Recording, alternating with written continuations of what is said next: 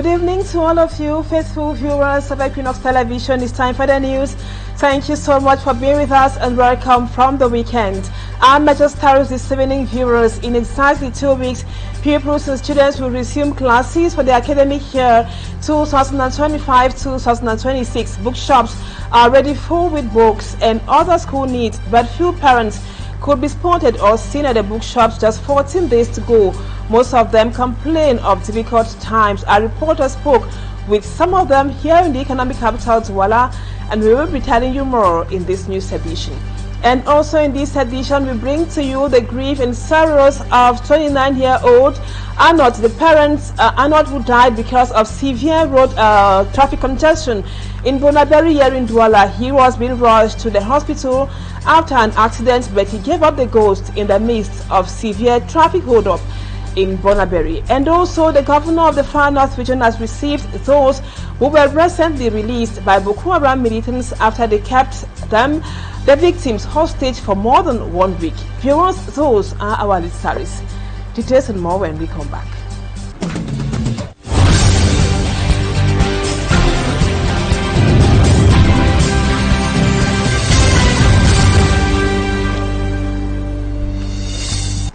Welcome back, viewers. Thank you so much for being with us. To begin with this sad news element, the burial of 29-year-old Arnold in Bati in the west region of the country has brought attention to the deadly consequences of severe traffic congestion in Douala, precisely in the west entrance into the city.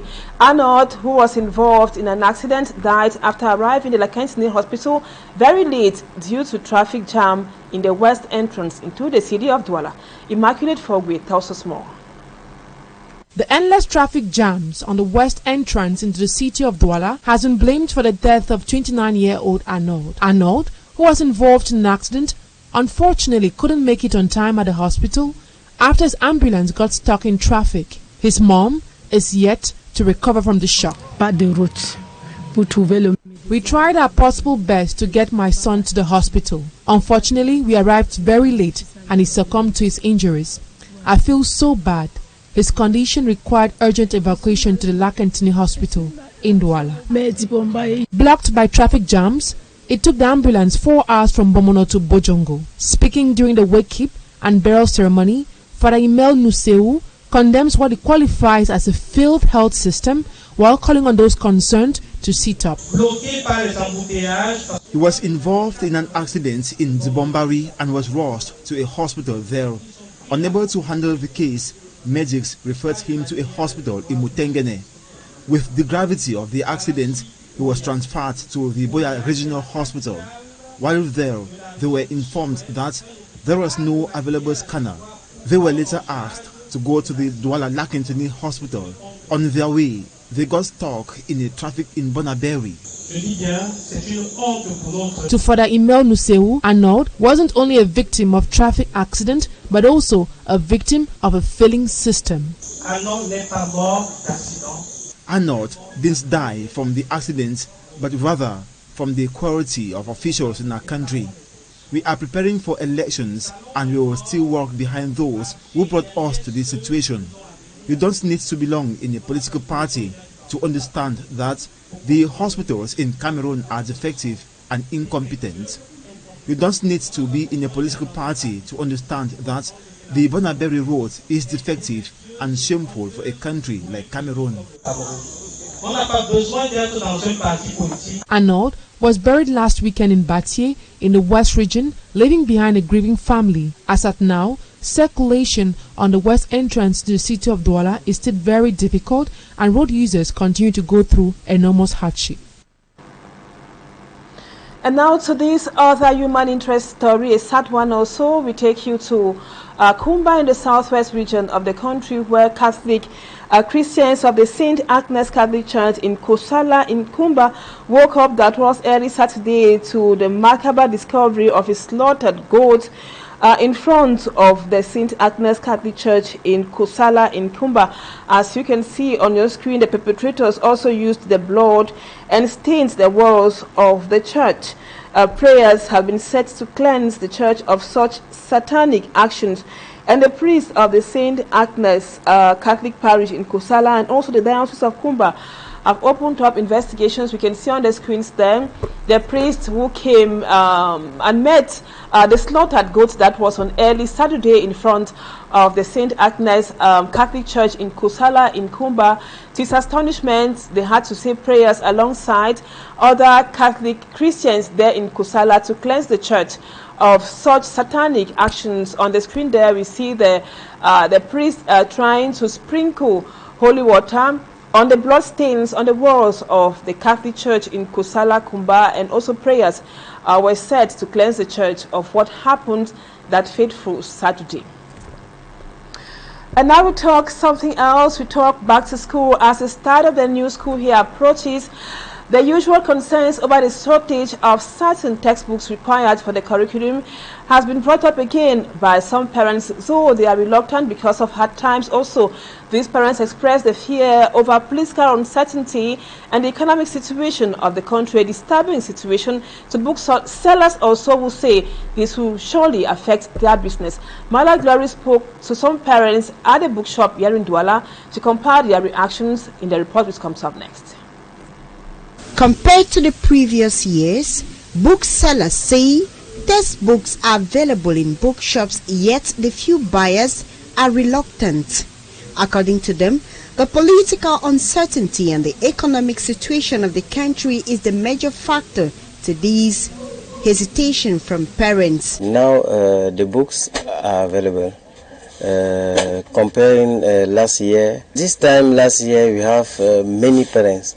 Now you can see we have just a few because the condition of our country is not easy. When I'm talking easy, is financially. For the fact that we have presidential elections, that did not help us. It's very, very difficult for the parents to do it. We don't know even if school will go correctly as the last years. Us the parents were like scared because the election is like next month. Textbooks of different subjects and classes from primary to secondary level vary in prices but remains costly according to parents. Books are still the same as last year. That's the first. The price look as the same price, and we are just taking the most important first of all. I got some textbooks here. I don't know if the price what I even have inside my pocket, like the money, the cost, I don't know if it's going to be okay for the textbooks that I've selected. It's real tough. It's tough. Several complaints which have fallen on deaf ears. Since last year, the price is little different. So we are working with the commission. We are telling them what we have, what we parents, the complaint of parents. The complaint last year it was about the book that is not available, and the price that was little high. According to the Ministry of Secondary Education, the new school year kickstarts on the 8th of September 2025 till the 12th of June 2026 across the 10 regions of the country. And now in politics, the convoy of the UNDP party was somehow obstructed by some officials, public officials in Megangawia in the central region of the country. The DO's ban on the UNDP rally, political analysts describe that as an act of spectacular staged by a people who have been deceived for 4 decades by the Biya regime. Innocent Aze has more. Kenyans qualify a spectacular show where hundreds of supporters of presidential candidates Bello Buba Maigari and his party, National Union for Democracy and Progress, defied administrative actions to ban any political rally or manifestation. Political analyst like Charles Kacharel Fongang says it portrays how fed up the suffering people are with the Biya regime. The regions of the Great North are the poorest in the country and believe that they are experiencing injustice. They are therefore ready to do anything in order to end this injustice. This population are the ones who mobilize in order to push Issa Chiroma and Bello Buba to break the alliances this party were having with Mr. Biya and the CPDM. They are therefore ready to fire up these injustices, to fight poverty and broken promises that Mr. Biya regime did not respect. In his analysis, these Cameroonians in northern Cameroon respect local leaders and elites than any other person. The population of the Great North have great respect for their leaders and owe them more allegiance than to the administrative authorities and even to the law enforcement orders. They consider Issa Chiroma today and even Bello Buba Maigari as their chiefs, the team they used to call Lamido or Jauro. They are therefore ready and determined to fight even with the security forces and the authorities. The regime of Yaoundé know that. Their bravery to rubbish administrative injunctions to move on with the political events can only be attributed to their historical background, unity and determination. The Adamawa, the North and the Far North have a strong culture of protest and a strong willingness to always defend themselves due to their history. They are accustomed to community and border conflicts and know how to defend themselves against any type of aggression. We can therefore say that they are quite courageous and determined. Though they defied the ban of the divisional officer of Menganga, nothing happened to anyone, unlike the case of other political parties like the CRM. So I believe that the region will know quite alright that these populations are determined and even ready to fight the police, fight the gendarmes, if in case they are provoked. To Charles Cacharel Fongang, President Paul Biya seems to be lenient with the Northerners, who have often contributed to his landslide presidential victories. In Cameroon's conflict-hit northwest region, education has become one of the greatest casualties. Over 240 secondary schools remain shut in the 2024-2025 academic year. Children live in fear in the northwest region and the southwest region too, and many have been forced out of school entirely. Yet, even on the CA, some students continue to shine. Our reporter Ambu Stella has the details. Education in the Northwest has been crippled by the ongoing crises. During the 2024-2025 school year, over 240 secondary schools remain shut down, according to the Regional Delegation for Secondary Education. The school year unfolded in an atmosphere of fear. Every day I left home for school, especially on Mondays. I was really scared because no vehicles, no bikes would be walking right, and it's on ghost town. So I did not really know what could happen the next minute. Even the end-of-year certificate examinations carried their own risks. Crisis affected me because I went to school Tuesday to Sunday, but not Monday. So this was one of the things that pained me. Even the time I was writing, I was scared while going on Monday.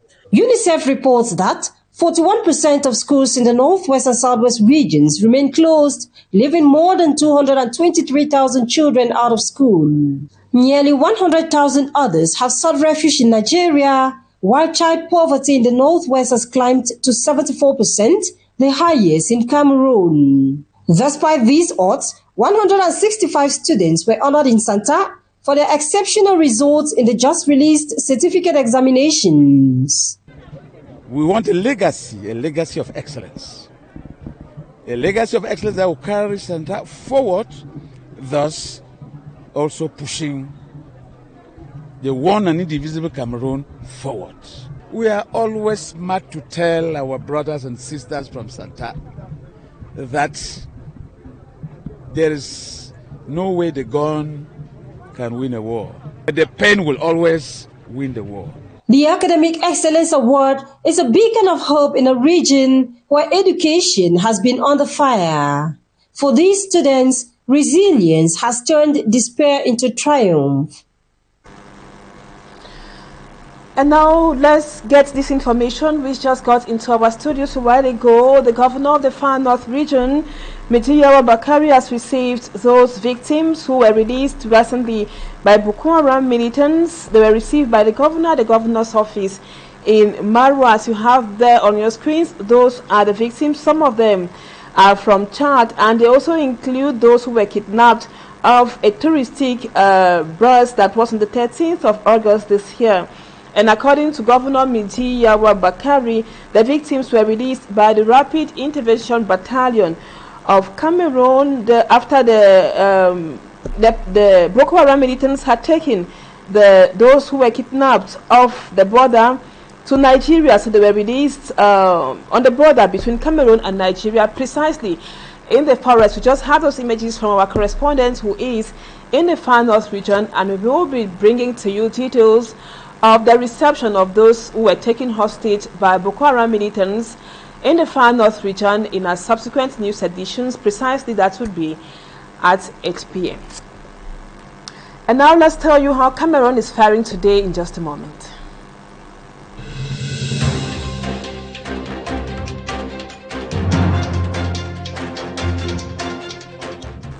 And Cameroon, today we take you to the East region, precisely in Abong-Mbang, which is a meeting point for many people. Unfortunately, business in that area has been slow, with living standards increasing each day. The road network connecting Abong-Mbang to other areas is very poor, and people study in poor structures, which is somehow dangerous to them. On Cameroon today's Mandy Kangiro tells us when it is nightfall, Abong-Mbang is totally in the dark. A visitor just entering Abong-Mbang will be welcomed with the cool climate of the equatorial forest that surrounds the subdivision and the calm nature of the subdivision in the East region. Notwithstanding the beauty, Abong-Mbang is hiding a lot of difficulties. Immediately you get into the town, the road which links Abong-Mbang to the rest of the country is not in perfect condition as a result of the poor road network, making it difficult for crops harvested to be transported to the main market, because just some few kilometers of the more than 200 kilometers road that make up the subdivision have been rehabilitated, while others have been abandoned. Abong-Mbang is a vital turning point linking Betua to Yaoundé right up to the Central African Republic. Markets in Abong-Mbang remain attractive with all sorts of items sold, among them bushmeat and vegetables of all varieties. Due to the state of things, the business operators say they are suffering. Things are not moving. The market as well as other activities have fluctuated. The little money you make out of selling, you eat immediately, and you can spend all the whole day without selling. People are not working again because many enterprises have closed. During the AYUK era, it was different because things were very cheap. Along the Buaha, education seems to have left the people at the government practicing bilingual primary school group 1 and 2 of Abong-Mbang. The old structures put up several years ago is still the one serving till date. You can see the old infrastructure still there. We are just managing with it alongside the peoples. Since the space is not locked, some bad people take advantage, sometimes steal and defecate inside. The old infrastructure keeps our kids in danger. Our peoples are taking a high risk studying under these buildings because one day it could collapse. Without infrastructure, when it rains, the peoples find it difficult to study. The school also lack teachers. It's raining season now. We meet water in the classroom whenever it rains, and the pupils use at least 2 hours to clean up. We have a problem of teachers for several years. The last sent year was in 2007, and since just 1 or 2 have been sent to certain schools. The elite and councils for a while have abandoned us. We don't have power supply, no computers. I will be glad if they could help us with them. My wish is to see that the school changes. The government practicing bilingual primary school of Abong-Mbang lacks everything. No infirmary, toilet, and water. Immediately sun sets, Abong-Mbang lives in darkness as they lack street lights, thus encouraging men of the underworld to go about with their normal operations. Thanks, Matt. That does it for the first part of the news. Let's now move on to Talking Point.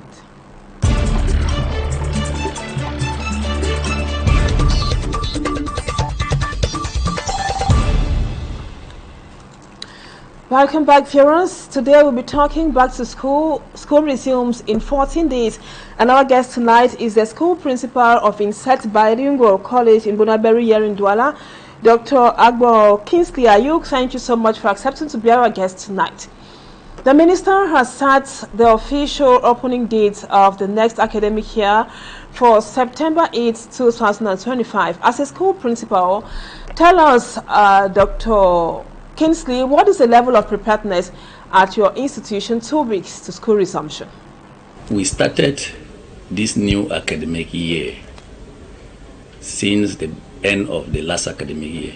We started preparation and we held an administrative meeting with the administrative staff, of course, to examine some of the weaknesses and the challenges that we had to see how we could affect them.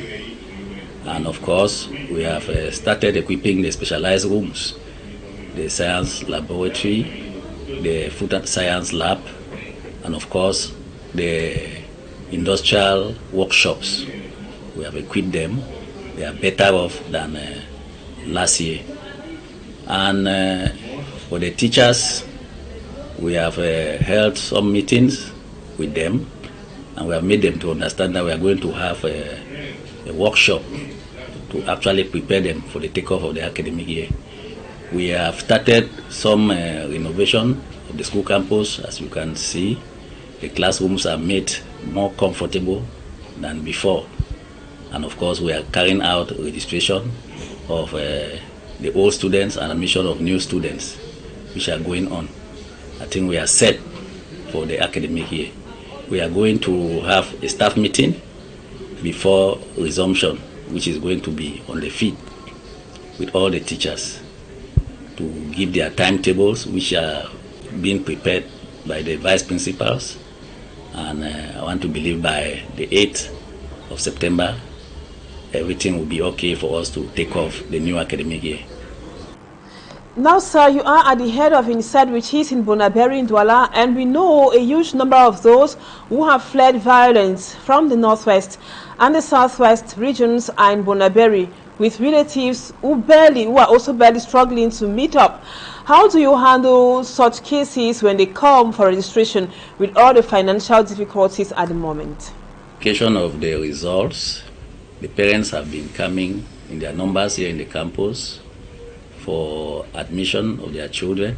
Some are coming to look for information, and some to ensure that they collect the result slip of their children. Yes, they have been posing a lot of challenges as a result of maybe a financial problem, but we too at our own end, we have done everything to facilitate things for them. The first is that we are offering free uniforms to all the new students who are coming to the school. We have been doing that. Then some parents who bring more than 3 children, will make sure that we give them discount so that they can pay easily. And of course, we have made our fees in several installments so that they can pay gradually. So that's our own way of ensuring that parents don't face a lot of difficulties as far as their children coming to school is concerned. In 14 days, pupils and students will be in their different classrooms. They have been at home for over 3 months now, and there is always this tendency of dragging their legs or lag, especially on the first day of school. What do you tell some of them watching you at the moment, Mr. Principal? They should have confidence, as usual, in INSEAD Bilingual College. They know what we can do and they know what we have been doing. They should not, because some students have that tendency of staying behind when school resumes.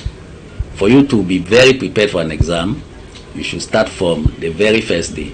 So I'm calling on all the students and the parents, of course, to ensure that the students are registered before the beginning of the new academic year, so that they can follow up their teachers and they can have a very good beginning of the academic. They should not have anything missing in them. So I'm calling on them to make sure that they begin school from the very first day and be regular. Before we go now, Mr. Principal, can you tell us what objective your school has set for itself for this academic year? Best objective is for us to ensure that we ahead and meet up with the minister's clean school policy. In fact, we have started with the campus, which is made very attractive for the students and whoever is coming. And we have put in place all what it takes to make sure that the school institution here, our institution, is corrupt-free. And of course, we have to improve on the discipline. That's why we have recruited more discipline masters to man the discipline department, and of course to have better results than before. This year we had for O-level general, for example, we had 94.85%, and it is our intention to not have 100%. For A-level it was 80-something%, and we intend to have 100% and the others. I think that's our main objective, to make sure that we meet all the minister's clean school policy, to improve on the discipline, and of course to have excellent results. Thank you, Dr. AGBOR. Kingsley, AYUK, for accepting to talk to us on the news on Equinoxe television tonight, and hope we have you some other time as our guest. Viewers, thank you so much for being with us. That was what we gathered for you this evening. Our programs continue. Equinoxe Soir comes up at 7 p.m. and the news in the French language will be yours at 8 p.m. Bye-bye for now, and see you again tomorrow same time.